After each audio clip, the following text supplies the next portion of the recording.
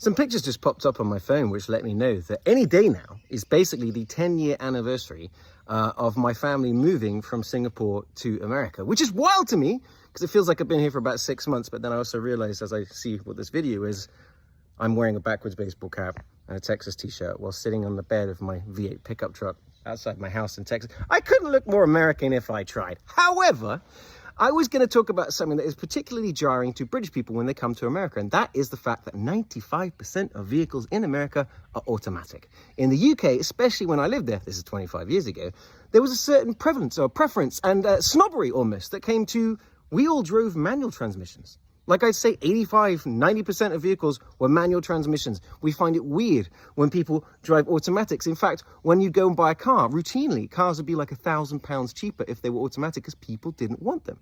And I was going to do this whole video about the fact that, well, America's younger and you've got long highways and 1,000-mile journeys and you've got cities laid out in grids.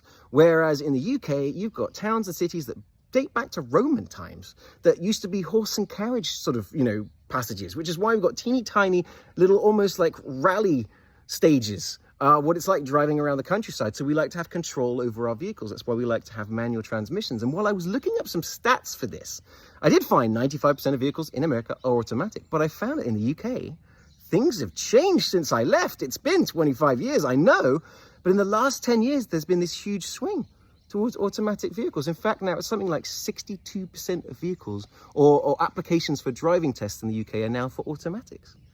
I was like, what? What's going on? So I dug a little deeper. Apparently it's becoming the prevalence of electric vehicles. And of course you don't have a clutch and things like that. But they theorize that in the next 5 years, the last person to ever take a manual driving test in the UK is going to be born. I feel like I know something that a lot of people don't know. It's a dying skill.